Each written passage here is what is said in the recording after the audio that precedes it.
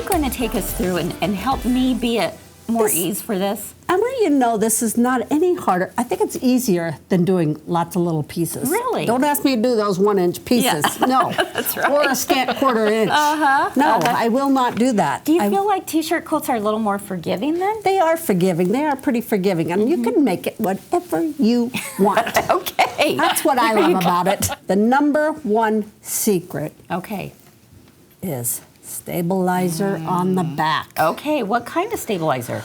Well, I use the fusible backing from Kimberbell. Okay. And I iron it onto it. Okay. As you can see. Do you iron it first before you cut? No, you're very good, Cheri. I'm very impressed. Okay. Okay. I am not wasting any of that. You're not? Okay. No, I am not. Okay. Because this is what you get. This is your t-shirt. All right, let's take a look. I buy a lot of mine at the secondhand store. Oh. Because we don't have that many shirts. Okay. And this is for Utah State. Okay. I buy them just like this. All right. And then you know what we do? We're going to cut. Oh, I forgot to get a rotary cutter out. We're going to cut the sleeves off. I might just have access Do you to have one? You might. You're awesome. Okay, all you have to do on these, because this is a lot to store. This looks overwhelming. I have a bucket full of t-shirts. It looks way overwhelming.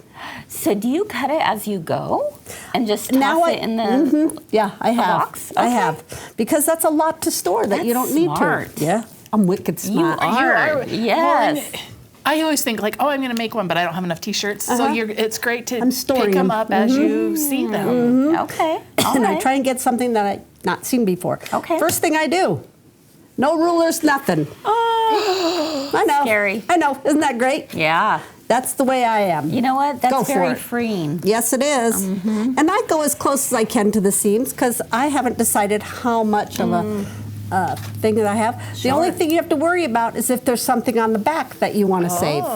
You could save this part too and just make a long one. Okay. But I'm just going to work with the front one today. But I'm going Okay. to take off the seam. I don't know if you can see everything that I'm doing. You know what? That's really smart, Kyle, because you do want to give yourself as much room as you can for when you decide how you really want to do it. That's right, because I may want it pretty big. I may need it big. Yeah. I am not Are doing you well. struggling? Should I get you a pair of scissors with that? Okay. You didn't get her the left-handed rotary blade, right. apparently. Exactly. And then I cut off the bottom part. Okay. I cut it off quite a ways down. Okay. And then I'll cut off the sides. Because Wow. I don't need the back either. You're prepared. You're ready to go. Oh, yeah. I'm not messing around. I'm not wasting any. There we Okay, go. so this isn't very much now. I can store that pretty easily. Yeah. That doesn't look overwhelming. This is a quilt block. Yeah. I've trimmed this one up a little bit, so we have not done anything to this one. Okay. This one's going to get ready, but I want to show you something else, the differences. This one, I sprayed with Terial Magic. Oh, you can see the difference there. Yeah, absolutely. I can definitely feel the difference. Tell us what Terial Magic is for those who might not be aware of it. It's stiffened. It makes it stiffer. What do you call it? It's like a spray Starch. stabilizer. Starch, yeah. It's a spray stabilizer that will actually, depending on how much you put on it, it will actually give the feel of almost like paper. So, Okay, so one time I did some of Terial Magic on one, and I was told to soak it. I mean, really soak it bad. I remember that. And then I had rain clouds. Yes. And then you said you don't have to soak it. No. So I did not soak this one, but I did spray Just it. a good spray. Yeah, good spray. And you can't. So, are you doing Terial Magic before you add on the interfacing or after? I did it before. Okay. Okay, so this one has Terial Magic on it. Okay. This one, I put the backing on before I got the Terial Magic out, and this has the Kimberbell fusible interfacing. So, would your suggestion be to do both? Yes. Okay. Yes, I would definitely do both. Okay. And the reason why, pull that one. There's so much stretch in it. Yeah. And for cutting it, Yes. you will cut until you're blue in the face to get it straight. And this, you don't have as Nope, much, so nope. it's going to fit into a quilt block a lot easier, And isn't there's it? your Terial Magic. It Yeah. doesn't stretch as much either. Okay. Okay? All So right. all of those are, Excellent. let's bring the rotating mat Okay. over. All right.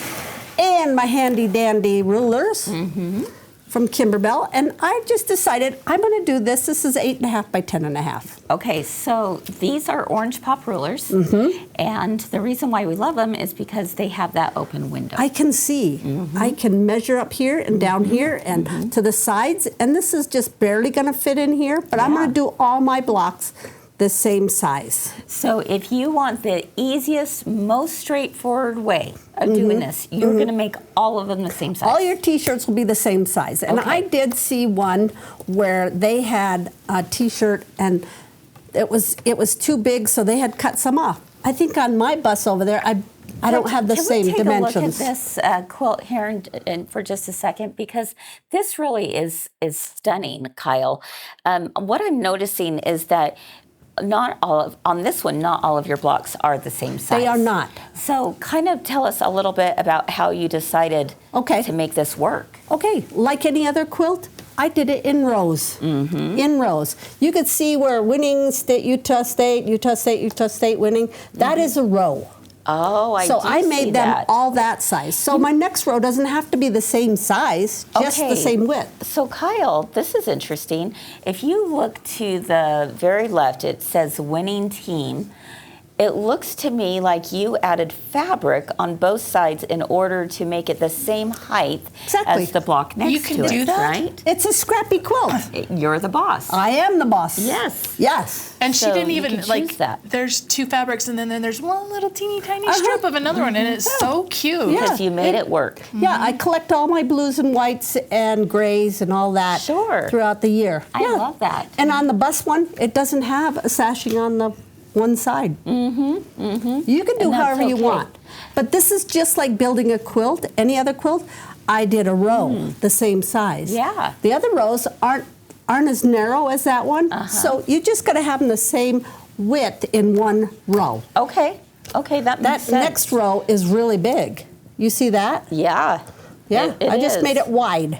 That's so cute. You can do though. it however you want. Barb is asking, she's like, what about shirts with oversized logos? And that's kind of what you were just talking about there, that it will take care of it because you can change the size, but you just keep your rows and then you have to add to your smaller ones. Aggies, that's pretty long. To follow the Aggies is small on the bottom, and Utah State, you just keep building on them so your row is the same width.